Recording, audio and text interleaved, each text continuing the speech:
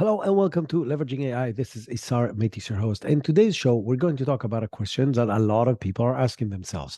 How can I use my existing data like customer service, marketing data, CRM, sales calls that were recorded, financial data, project analysis, and so on, and train my own models so I can learn faster and get better results than my competition? We're going to do this with the help of Mayo Oshin, who is a global expert that has been doing this as a service to multiple businesses in different sizes for a while. At the end of the episode, as always, I'm going to share some exciting news, and there were a lot of big news from most of the big players this past week.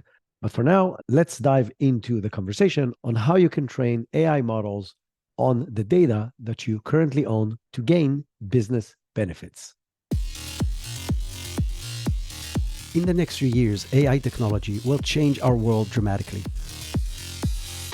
Whether you are a business executive trying to catapult your business forward, or just somebody who refuses to be left behind and want to advance your career, this is the show for you. I'm your host, Isar Metis, a serial entrepreneur and an AI enthusiast. You'll hear invaluable practical tips from innovative business leaders, AI practitioners, and some of the brightest AI minds in our world today on how you can leverage AI in ethical ways to advance your career and grow your business.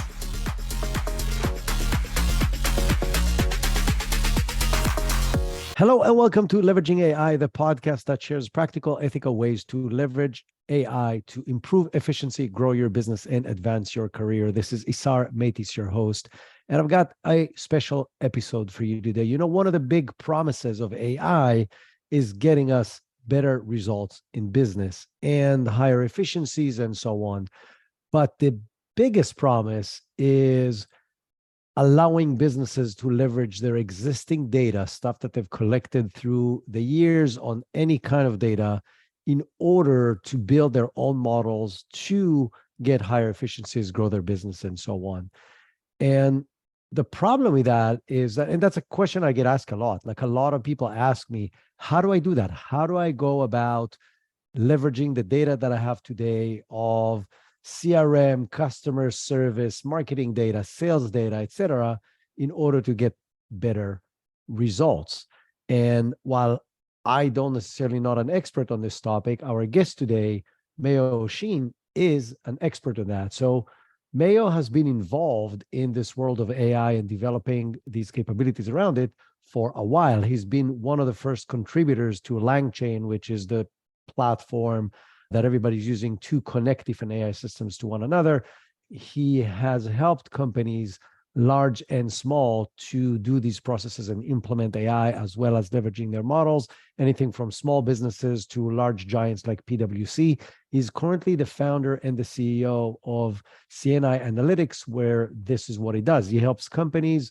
He consults and train and implement companies, mostly B2B organization, on how to utilize their existing data gold mine of any kind, whether it's documents or videos or databases or knowledge bases, etc., in order to improve customer satisfaction and reduce cost, accelerate growth, and so on. So he's the perfect person to have this conversation with. And like I said, since this is a hot topic that I get asked about a lot, I'm very excited to have him as a guest of the show. Mayo, welcome to Leveraging AI. Thanks. Glad to be on.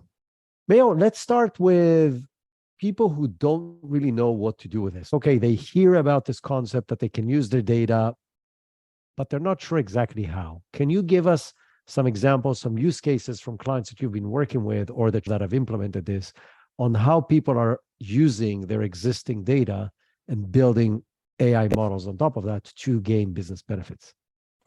Yeah, so recently we just finished work with a client who they're pretty sizable training and consulting company, and they have a ton of videos. And the issue from the user's perspective is, look, when you go through these training videos, whether it's internal or external, there's a ton of content to go through.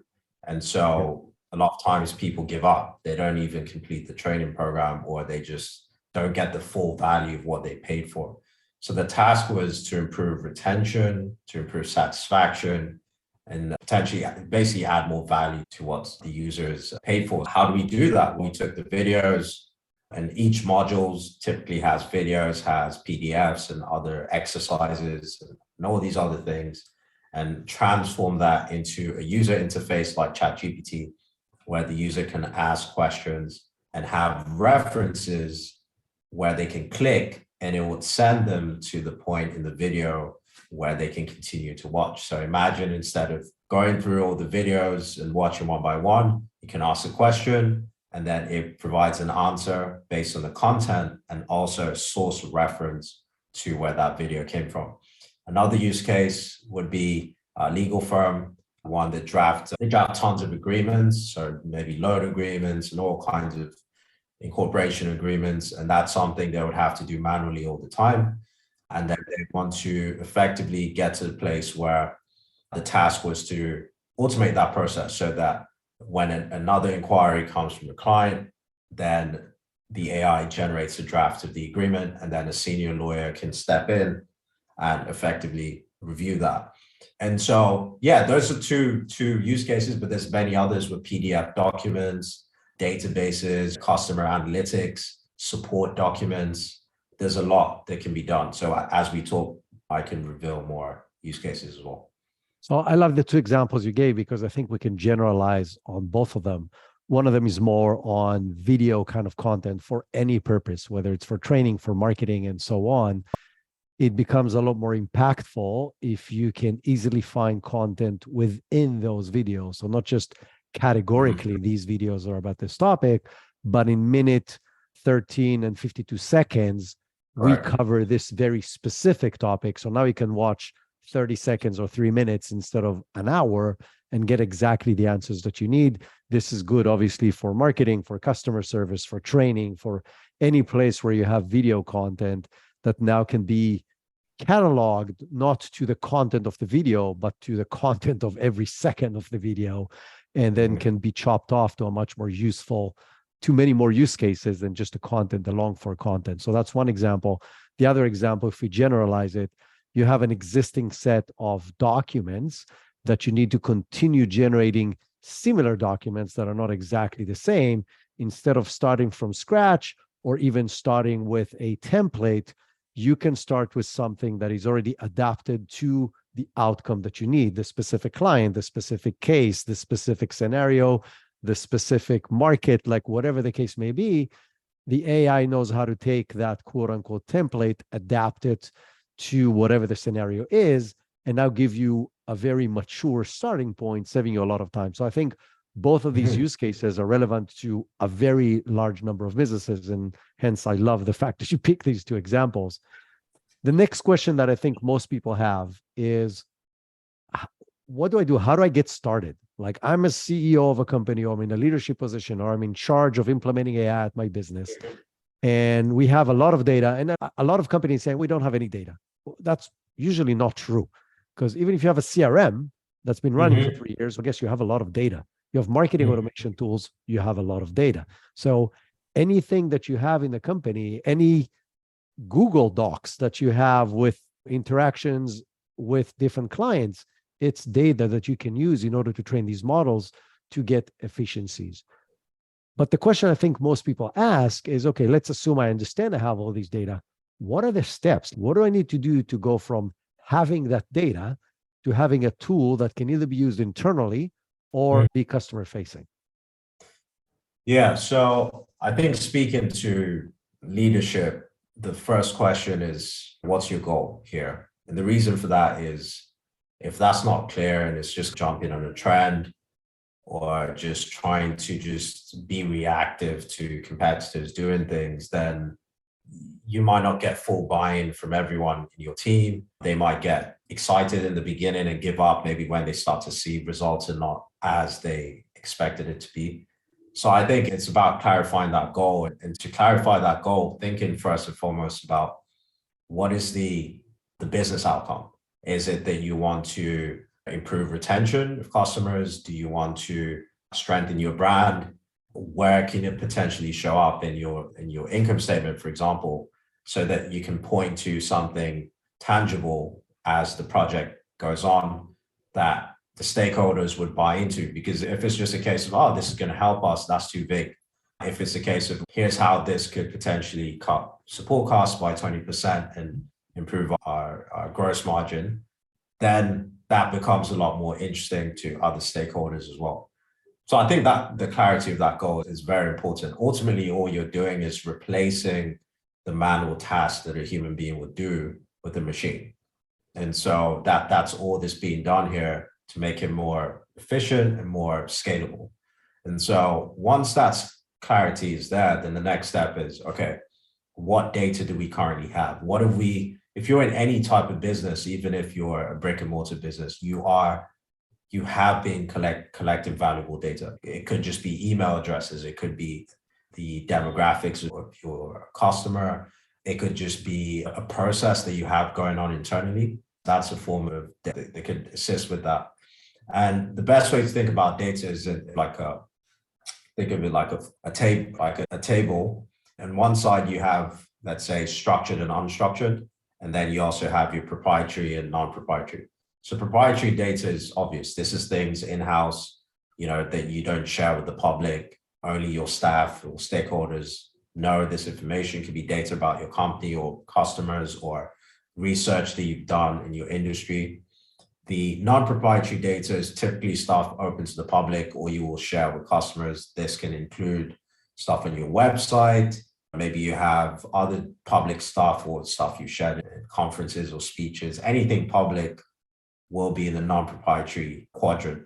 And then you also have the unstructured data. Unstructured data is just data that it's not in a table form.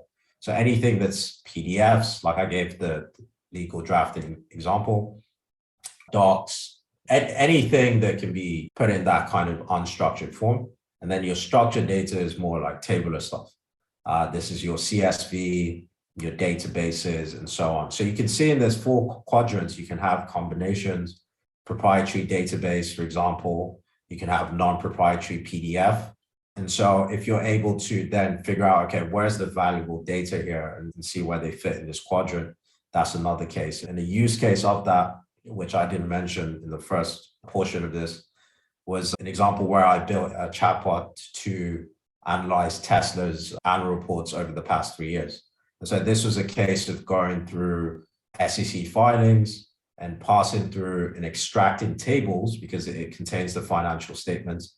And so this was an example of a non-proprietary because it's public, but also structured data, which I then turn into a chatbot that you allow investors to make a decision on the stock.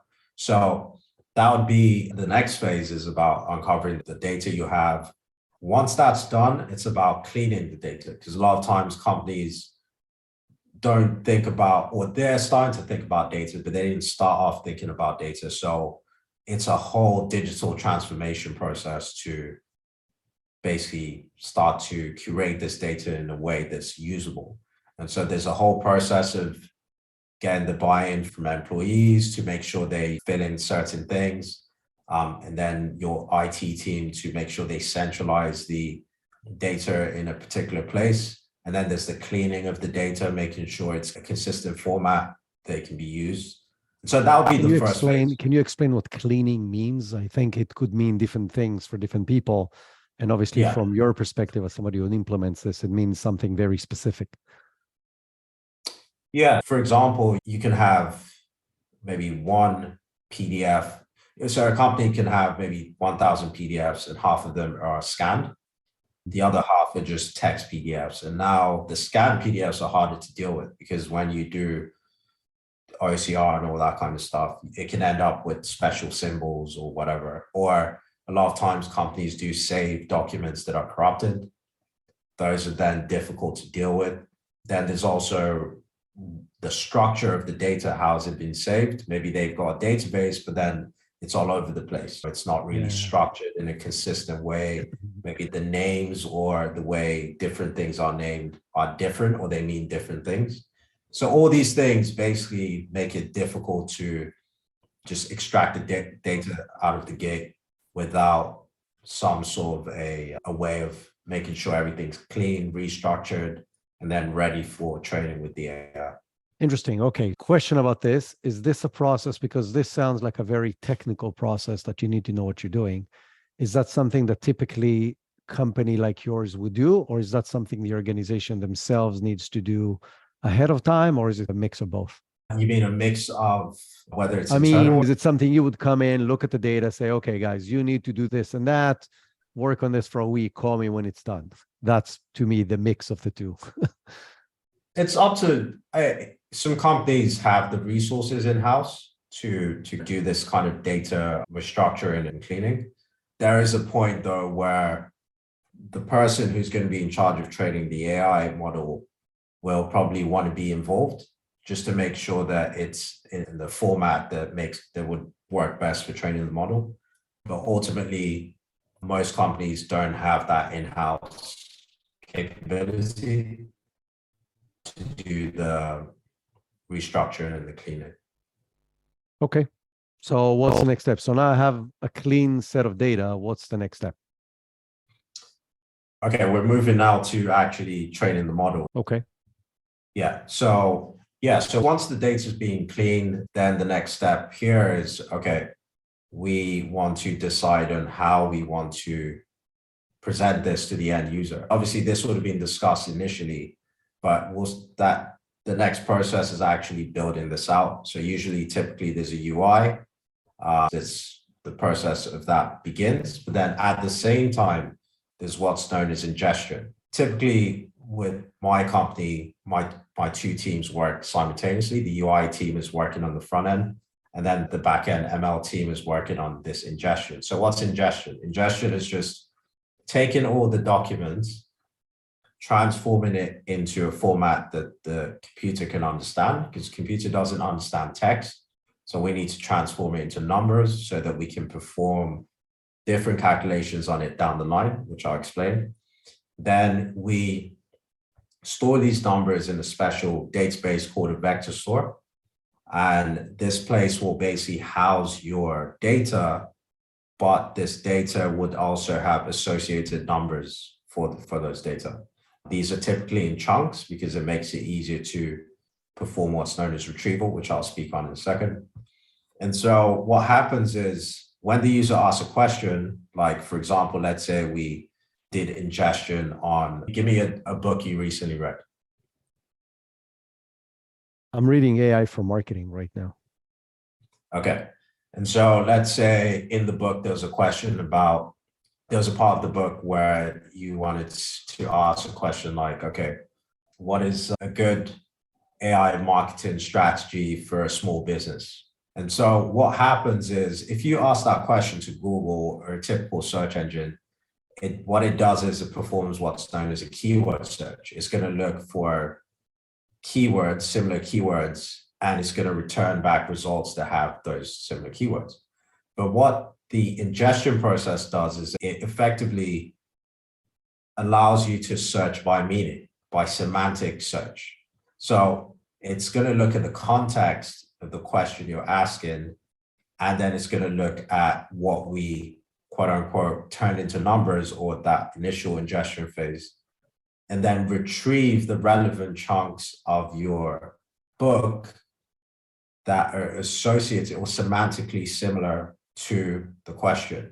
And so what happens is the model then uses those semantically similar source documents to then produce a final result. So this would be the equivalent of opening up ChatGPT, and then you copy and paste sections of your book underneath the question you ask. So it's basically the programmatic way of doing the same thing, but no one is going to have time to do that. Or rather, you're not going to be able to copy and paste your entire document into ChatGPT. So this is effectively how it goes from your document or your data to a UI like ChatGPT. The user asks a question, they get a response, and then they get a reference to the page, in your case, where that refers to that question, where the answer to that question came from.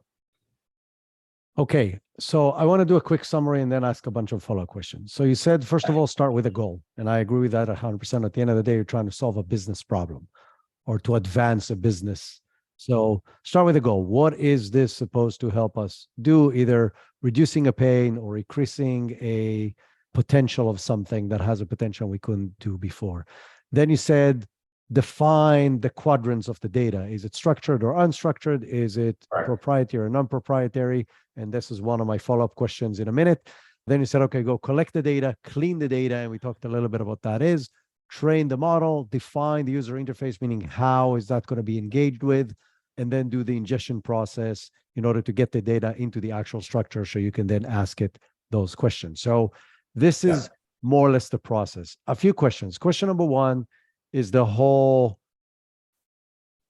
aspect of proprietary information, regulated information, personal, like PI information. What do you do if you have a lot of that? Do you separate it out? Do you run on a open source locally installed? What are the solutions that companies have if a lot of the data that they have is not stuff that they want to share with the world?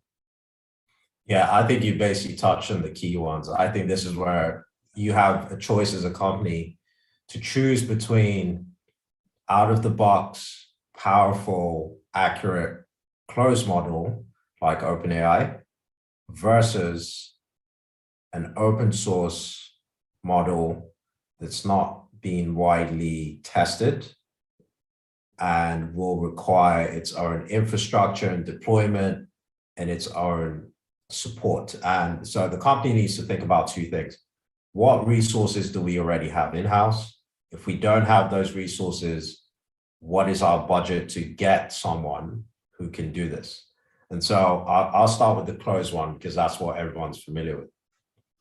So if you're going with OpenAI or Anthropic, any of these closed solutions, you're going to get something that works out of the box.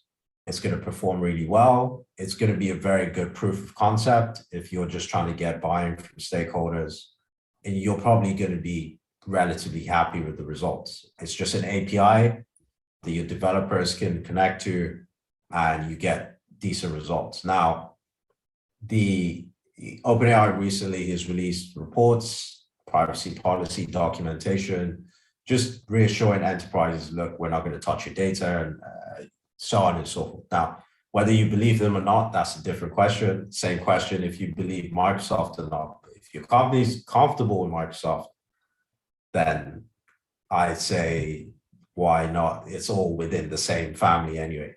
Yeah. In the middle, what we tend to do, so for example, we had a client who wanted to work with OpenAI, so we came up with a hybrid solution. We stripped away PI, so any personal information, emails, anything that could suggest any entity before we went through the process of working, basically showing the model the information. And that was a hybrid approach that the client was happy with. But you do have clients that they don't even want the context or the surrounding information, even if it's not PII, to be shown to the model. And that's when we move to the other extreme, where there's an open source solution.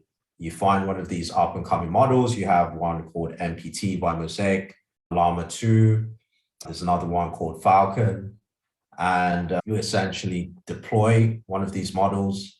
Can cost a company anywhere from $600 to maybe $1,500 a month to host these models. So that they'll be running 24/7 typically, or per time of usage. And then you basically have to collect a training set from your company, which someone needs to come in, collect all the data, train the model, deploy the model, and then you need someone to do what's known as machine learning operations, now you need maintenance of the model. Now, if you don't have the in-house capabilities of this, you either need to find a consultancy to do this for you, or you need to hire a machine learning ML ops personnel who can help you run through this process. And not all businesses have the budget for this. So that's the challenge. Question about that. I think you made it very clear. Like you go with one of the closed models, it comes ready out of the box. It's an API, it's ready to go. You don't have to host anything. You run on their servers, just talk through the API.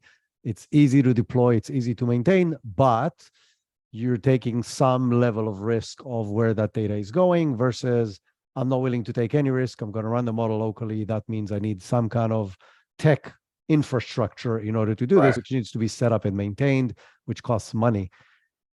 Two questions. One is, I know that all the big hosting platforms today, whether it's AWS, Azure, or Google Cloud, all now provide such infrastructure basically built into their tools, meaning you can now get these containers for that kind of data with the models already running on top of them. And you basically can pick and choose, at least in some of them, what type of infrastructure you want with what kind of model you want on top of that. That gives you that flexibility to do these things without having, or maybe with less ML ops knowledge in-house. Is that a true statement, or is this time will tell if they're really taking us there or not? Yeah.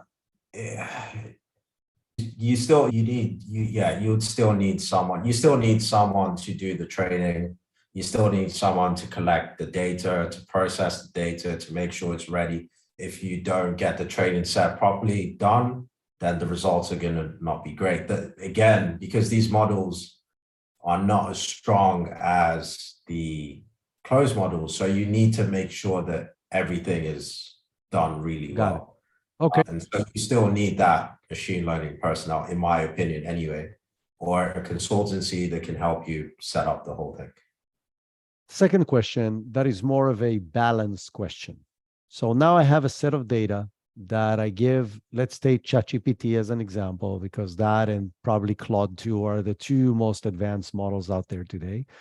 And I give it access to all this data, and I allow customers, or maybe internally, and we can talk about this in a minute as well, ask questions and get results based on this data. Does the company have control on what percentage of the answer comes from ChatGPT as an engine versus what percentage of the answer comes from just look at the data that I gave you and all the answers have to come from there? Is that something as a business that I can control? Yeah, in fact, I'd say that's probably 90% of what we focus on is what's known as reducing hallucination. Hallucination is when the model effectively veers off the context, which is related to the company's data, and then just generates a response that's either inaccurate or it's not completely true. And a lot of the clients we work with are in industries where you cannot afford for inaccuracies, right? So there's a lot of time spent in terms of what's known as enhancing the retrieval augmentation, and also to ensure that the model can see the context. And if it's not sure, so there's like a guard clause that's typically used, as you say to the model, if you don't know what the answer is, just say that you don't know. Yeah. So it's part of the prompt engineering to make sure that it doesn't just veer off and make things up. But there's nothing in the setup process of the model that increases its dependability on the new data versus what it knows as a model out of the box? That's mostly done through prompt engineering. So the more you, in the prompt, you reinforce that it should only use the context, the more it's going to do that. And also, we found, and many other people in the space have discovered, that GPT 3.5 does a particularly bad job of following this, what's known as the system prompt. This is the prompt instruction. GPT-4 is very good at following the system prompt. So if you literally tell GPT-4, if the answer is not in the context, just say you don't know what the answer is, and it's going to listen to you 9 times out of 10. Follow-up question to this. You said it's a lot about the prompt engineering, but if I'm going to make this an open to the public tool, let's say this is to help customer service, right? So I want to be able to have people chat with my customer service database. It's like a really smart FAQ, right? Because it sees everything that happened before. It can find similar events. It can find what was the answer, and it can give a good answer on people on what to do without me having to apply another person to answer that call or that ticket or whatever. This is a very obvious use case. but the end user doesn't know he needs to define those things. So does that mean that when you implement such a solution, there is a prompt that the user doesn't see that's always there when you actually send it to the model? When you actually send it to the large language model, there is a backend process that happens that sends kind of like a pre-prompt thing that then you just take the end user prompt and attach to that. That's the way it works. Correct. Yeah. So what people don't realize is ChatGPT, for example, there was a leak of so people try and hack around and find the prompts of all these popular things. And so they found the prompts for Notion, they found the prompts for Bing and ChatGPT. Basically, it's like a constitution. It's like a whole like 4 or 5 paragraphs about what it should do and what it shouldn't do and what happens if someone asks a particular question. Because if you do try and ask it certain types of questions, it just tells you, look, I'm not trained to do this. And that comes from the prompt that's hidden from the user. Got it. So basically any prompt that you send, you can set up a additional set of guides and rules that get sent to the actual model, regardless of what the user wrote. Yeah, it's called a system prompt. System prompt. Perfect. Another follow-up question. So there's a big difference, I think, in my eyes, between creating a tool for internal usage and opening the tool to clients. Definite means of risk. If it's an internal tool, it could do stupid things. You still have somebody from the company looking at it and saying, this doesn't make any sense. Maybe I should go and do some additional research, versus the same answer goes to the end user. Are there any best practices on what are the steps of deployment? So, okay, now I have done all this process. I have done all the stuff we talked about. I've created a model. I've created the user interface. I'm ready to go. What are the steps you recommend to customers, to clients to do in order to make sure that they're enjoying the best benefits possible, but also reducing the risk of shooting themselves in the foot by deploying this to the world before it's fully tested? Yeah, so we spend a pretty good portion in authentication, right? Because if you just have the live URL, then anyone can go there and basically use your application. So the first question is typically, who do you want to have access to this information? And then we have a preset emails. It's usually provided by the company of the individuals, and you can see when they've logged in, when they've logged out, the questions they've asked, which is, again, is something very important for ongoing evaluation and testing, because you can see the questions the users asked and the responses that came back from the model. So authentication is a big part of this. Another thing too is moderation.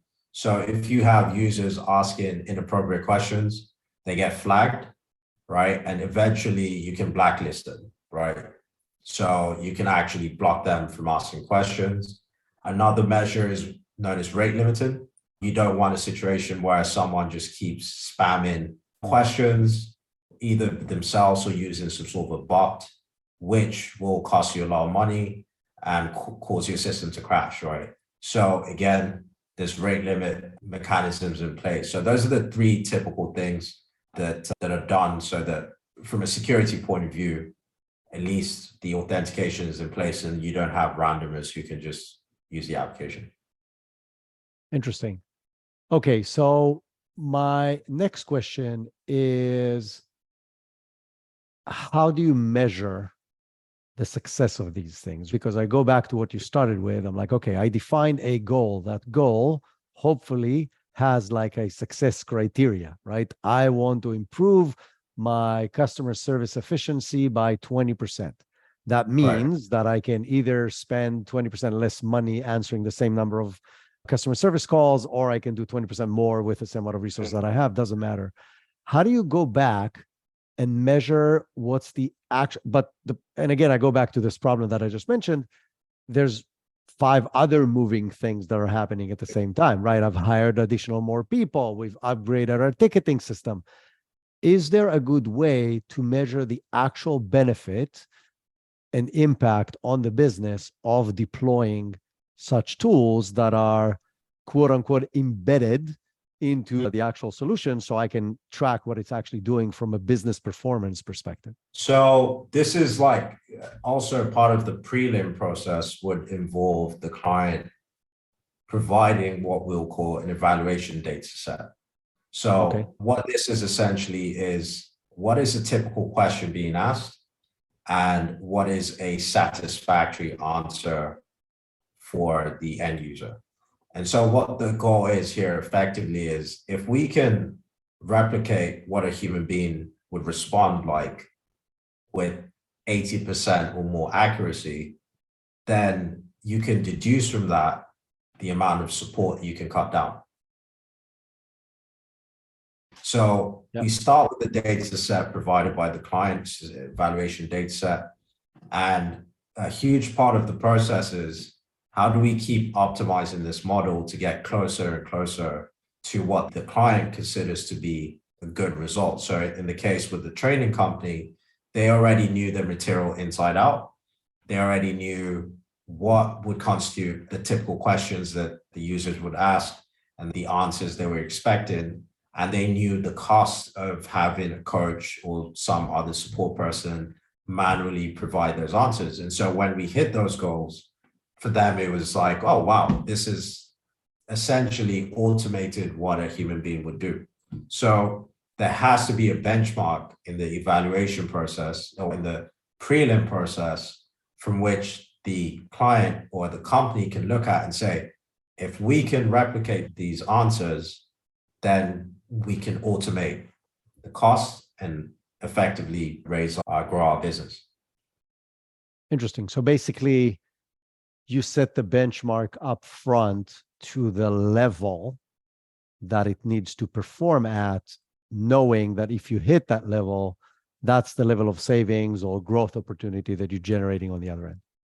Yeah, because again, what is AI and what is all the fear and excitement about it is automation of human manual tasks. So whether you have a sales team doing something over and over again, whether you've got junior legal practitioners drafting agreements over and over again, or in the courses or any other case, the point is, if a machine can do it with high accuracy and consistently, then you don't need as many employees, or you don't need to pay as much.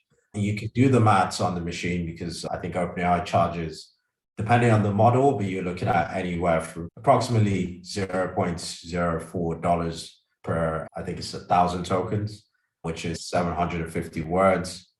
And there's other mechanisms to save costs. We talk about caching and stuff like that. So yeah, it must, because otherwise that means that the client didn't set their goals. Their goals weren't clear. Part of the setting the goals must be, what does success look like? Awesome. I love that. Since you started talking about money and more the business aspect of this, roughly how long does a process like this take? And obviously it depends on the amount of data you have, but let's say to a small to mid-sized company who has, let's take a very simple use case that we talked about before, which is customer service. How long should a process like this take from starting to work on this to we have a model that we've tested internally that is mature enough, that is providing the business result, and we can actually start deploying it? So how long does it take? And roughly, how much does it cost to set up, and how much does it cost to operate moving forward? Yeah, so if a client already has an idea of the data source they want to work with, so let's say in the customer services, they have tons of website pages, and maybe they have some other PDFs for internal docs. And the ticketing system that they've used with all the open cases and closed cases and what was the process, like all of those things. Yeah. So if they have that and then they want to use OpenAI, just keep it simple. 4 to 6 weeks. Oh, okay. So it's not a huge project. No, it's still, I'm speaking for I don't know what other. No, I'm saying this. What you gave is a great answer. I was wondering if this is a month, 2 months, 6 months, a year and a half. So a month to a month and a half is a very reasonable time frame. Yeah, because the main job for me is getting, because a lot of people just want to experiment with the stuff. They don't really know what they want. So my job is to provide clarity to ensure the data is processed properly. That's a lot of what I spend time on. Once all that preparatory stuff is done, we know what we need to do, and it's a lot more straightforward. A lot of the issues come from clients not really knowing why. They're just doing it out of FOMO, or they just want to keep up with competitors. They don't really know why they're doing it. Yeah. So I have another question related to that. There are more and more no code, do it yourself kind of tools that do this process, right? Where I can go in and upload data to it or give it access to something and then get a chatbot that works out of the box. What are the biggest differences, things that I need to consider, good and bad, whether I want to do and use one of those tools or whether I want to hire a company like yours to do a more robust process? Or maybe what are the use cases or cut points where, okay, if you want to do this, you should go with this. If you want to go below the line, you should do that. Yeah, I think it's the same as any other industry or before AI, right? There's always going to be out of the box solutions that, you can use. But at the end of the day, if you want that personalized, high accuracy solution, you have to go custom. There's no way around it. And I know I've got friends who are running some of the most popular no-code solutions. It's impressive what they've done at scale, but on an individual level, you're never gonna have that. It's like food as well, right? You go to a restaurant where a chef makes food particularly for you versus you go to some mainstream chain, right? So what do you want as a company? And for me, for people who are new to the space, I think it's important they have a first experience that's mind blowing, right? If they go and use some out of the box solution or something that's just mediocre, then it proves their doubts. Because a lot of people are coming into this saying, okay, look, it's all hype, it's that. And so for me, I'd rather their first impression be something custom that kind of blows their mind. And then they get excited and they tell the stakeholders, like, look, we need to bring this in. But if it's just some generic solution, which one, it's going to be cheaper for you. So I'll talk about the pros. It's going to be cheaper for you. You can get up and running immediately. I'll say that's another benefit because it's a SaaS solution. Yeah. Outside of that, the cons are, as I've said, whereas with a custom solution, it's definitely going to be a lot more pricey and it's going to take time because you need to be involved in terms of getting everything up and running. So basically what I hear you say that the out-of-the-box solutions are good if you want to maybe experiment, knowing that the level of, you know what, I'll rephrase that. I think if you're willing to accept a lower level of accuracy in the output, then it's a good enough solution, whether you just want it for experimentation or you want it for an actual solution. If you're in an environment or if your use case, if it works 70% of the time, it's good enough, then perfect. Then you got a quick and dirty solution that you can do in-house without going through a bigger project. But in cases where you want higher level of accuracy, which is probably most of the things in business where clients are involved, you probably want a more custom solution. Would that be a good way to classify the two solutions?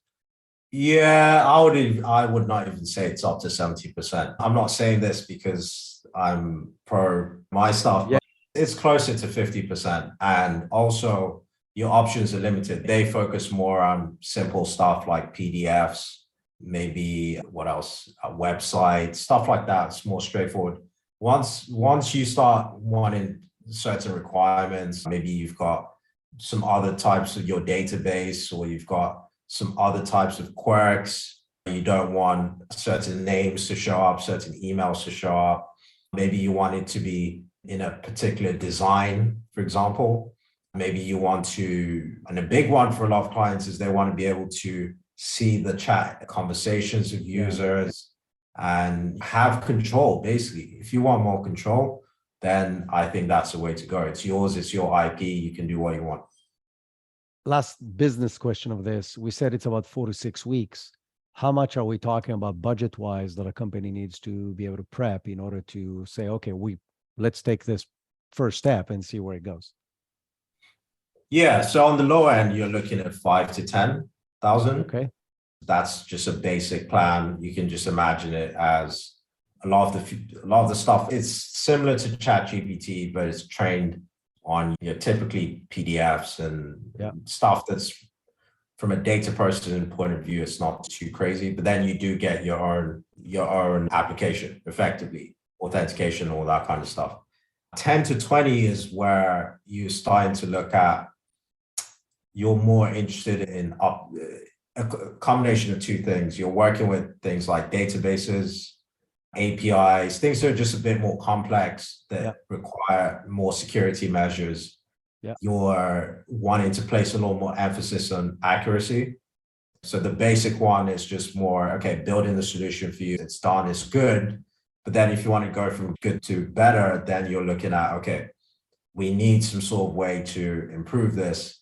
And then 20 up is when, now you're talking full on, basically full scale, working on ongoing evaluation, making sure that all the security boxes are ticked, making sure there's just a ton of testing. I'll say 20 plus is just usually enterprise is a lot of testing, a lot of security checks, a lot of trying to get as perfect as possible, I guess is the way to say it. So obviously each of them require different resources from a development point of view, which is why you have those different tiers. So I would caution anyone listening to I've noticed that some people try to shop the market and find lower and lower prices and all these guys go offshore and do all these things, but then you risk having something that's not secure. You don't know what they've put in there. So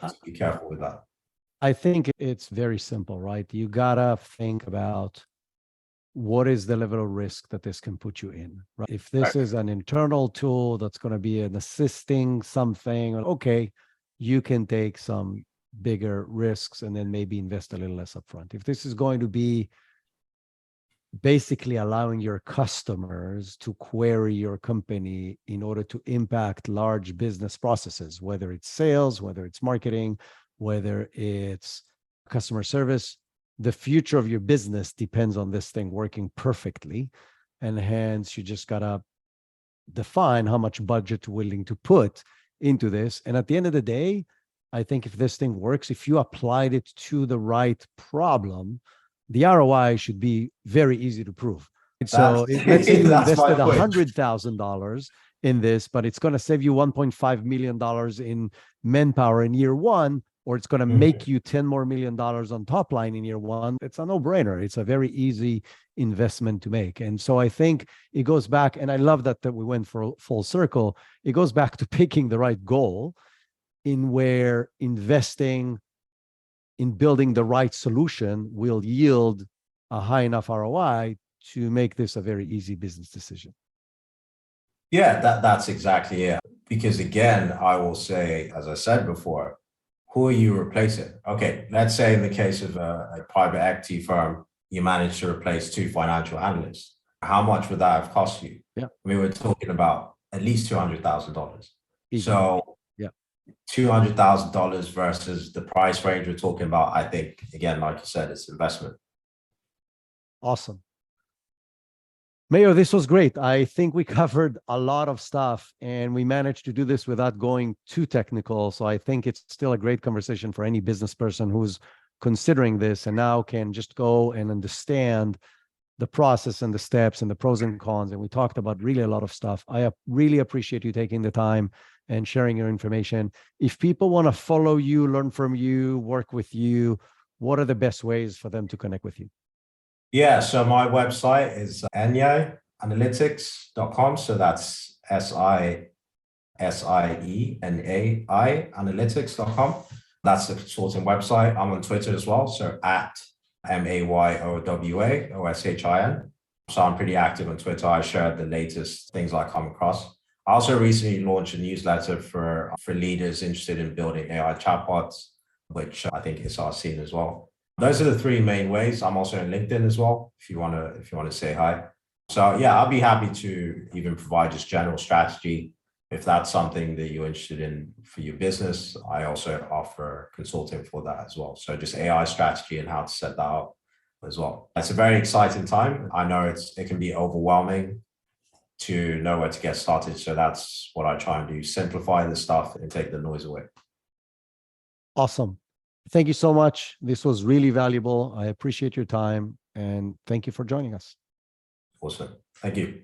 Great conversation with Mayo, and it definitely helps demystify some of the concepts and needs when it comes to training models and what you need to prepare or be ready to do if you want to go down that path. I definitely do not suggest that as step one for any business. You should start with low-hanging fruits and gaining efficiencies by learning how to prompt better and using existing models that are out there across more or less every aspect of the business. But this is definitely a logical next step. And definitely, if you're a bigger company and you have a lot of solid data across different aspects of the business, that is well organized. And now to some exciting news from this week.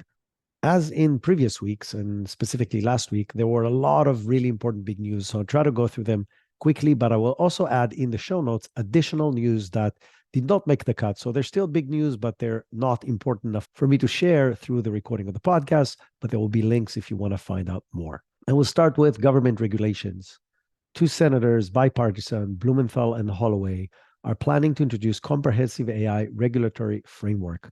To do that, they've met with the leaders of Microsoft and NVIDIA and Elon Musk and Nadella and Altman and the biggest names in the AI world in order to come up with what the framework is going to include. The framework includes provisions for AI licensing and auditing and a new AI oversight office and definitions of company liability and privacy and civil right protections and data transparency and safety standards and so on. The goal is obviously to reduce the risk that AI represents to the society while maintaining the innovation and the capabilities that we gain from it on both personal and business sides. Definitely an important move forward and hopefully turning this into laws in the near future. There's obviously pros and cons in the fact that the leaders of the industry are the ones that are helping dictate the law, because then it might become a self-fulfilling prophecy of what they want. I really hope that the lawmakers at the Hill take this a little deeper and maybe consult with additional people that are not from the industry in order to balance these people's views. But either way, I see this as a very positive move. Another regulatory action is the FTC is looking into potential antitrust problems in the AI space. They fear that incumbents may try to leverage their power against new generative AI companies, hence reducing competitiveness. This is obviously a serious risk because some of these big companies are gigantic and they control both software, hardware, engineers, and so on. So their ability to limit access to newcomers is significant. And the FTC, I'm quoting, appears ready to intervene aggressively if they feel that anti-competitive actions being performed in or around generative AI space.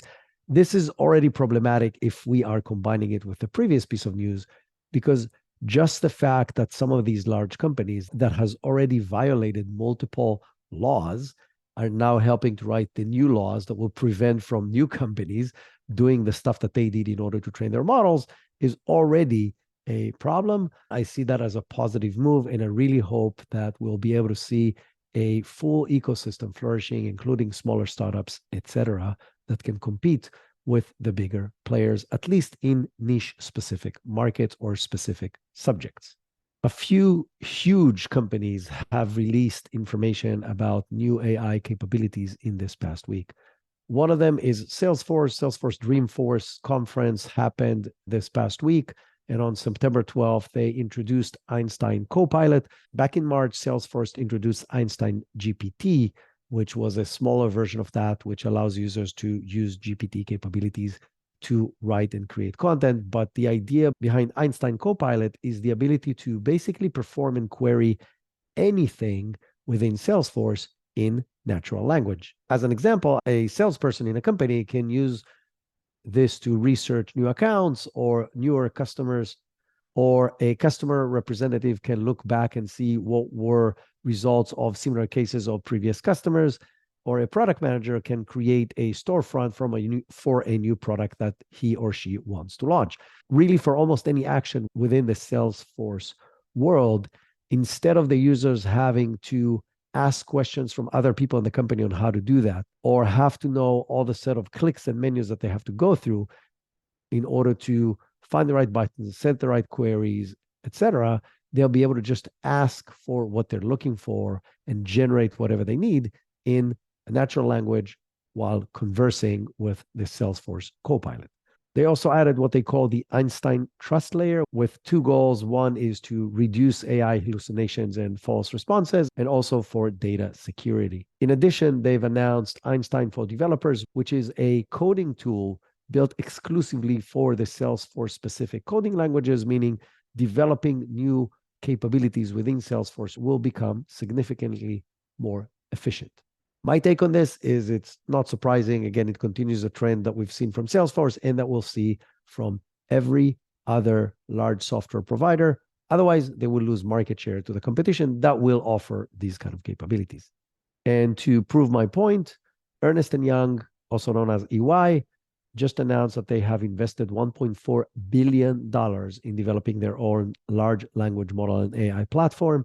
They call it EY.AI EYQ, and it includes data management and use cases and framework analysis specifically for AI adoption. The goal of this is to position Ernst & Young as a global leader consulting company for large organizations who want to implement AI, which is basically any organization out there. This, again, doesn't come as a surprise. If you look at their industry, other companies already announced this before. So peers like KPMG and Accenture and PwC and Deloitte all have made similar announcements in the past few months, all varying between $1 and $3 billion investment each. So they fall within the ballpark. And if we're already around the topic of large consulting companies, BCG, Boston Consulting Group, just announced an alliance to deliver enterprise AI to clients with no other than Anthropic, the creator of Claude 2 large language model. So the goal is to give BCG's clients direct access to Anthropic's Claude 2 AI assistant, and BCG will be the advisory company that will help those clients implement these models in the most effective way. It's obviously a big win for Anthropic to be brought on board with BCG, one of the largest consulting companies in the world. But again, it falls in line with what we're seeing in the industry. I think we'll see more and more of these partnerships from the companies who generate the large, more successful models, together with big companies who want to provide these capabilities and do not necessarily want to develop them from scratch, like we've seen in the previous example with Ernst & Young. The last two pieces of news relate to how effective is AI in different business components. The first of those pieces is research performed by professors at the Wharton School and the University of Pennsylvania, and they were trying to check who is better at generating innovative ideas, whether it's their MBA students or was it ChatGPT. And ChatGPT won by a landslide. And if you look at the statistics and read the article, they found the following. ChatGPT can generate ideas much faster and cheaper than students. On average, ChatGPT's ideas were higher quality per survey. ChatGPT generated 800 ideas per hour compared to 5 by the humans. Now, this is obviously not a quantitative test by a qualitative test. But at the end of the day, when they picked the top 10% ideas that were generated across human or ChatGPT, 87.5% of the 10% best ideas came from ChatGPT. And in addition, the cost per ChatGPT idea was 63 cents, and the cost per human idea was $25, considering an average salary that they considered for these people. So ChatGPT won on speed, it won on quality, and it won on price. That's not very good news to anybody who consider themselves an innovation consultant or just somebody who's an innovator. The flip side of that, it will allow us as a society to innovate much faster, which overall is a great thing. And the last piece of news that has to do with productivity that AI brings is a research that was done by the Nielsen Norman Group. They did 3 different studies in multiple companies with the goal of evaluating the improvement in efficiency across different aspects of the business. Study number 1 was done around the topic of customer service. Study number 2 was done around writing routine business documents like sales proposals, etc. And the third study was around coding small software projects.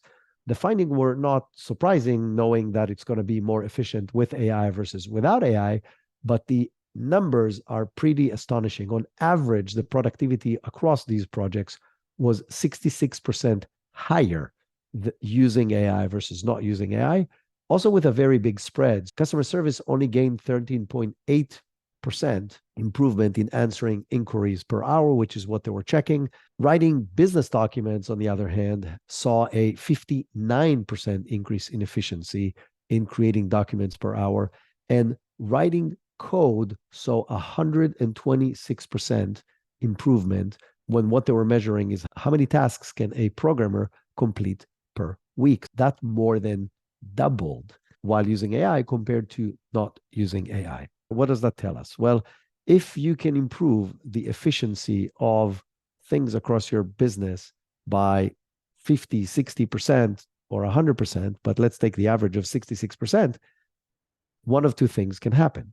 Either you can find new clients that will allow you to use the extra capacity in order to grow the business, which would be amazing. The reality is that's not always the case. It's definitely not the case right now in a problematic economy, and it's definitely not continuously the case across all sectors, which means for the companies who do not have the flexibility to grow fast enough to make more use of the extra bandwidth that is generated, they will cut costs by letting people go. And anybody who says otherwise just does not understand how effective this technology is, meaning we will see significant job losses in the immediate future and definitely moving forward. By the way, I know I said that I've already covered the last piece of news, but it relates directly to this. Forrester's 2023 Generative AI Job Impact Analysis anticipates that 2.4 million US jobs will be replaced by generative AI by the year of 2030. I think this is totally underestimating it. I think the impact is going to be much bigger, and I think it's going to happen much sooner. But who am I to question Forrester's analysis? But they also anticipate that 11 million jobs will be influenced and will require retraining to work alongside AI. I 100% agree with that. And again, I think that will happen way faster and at a much higher scale.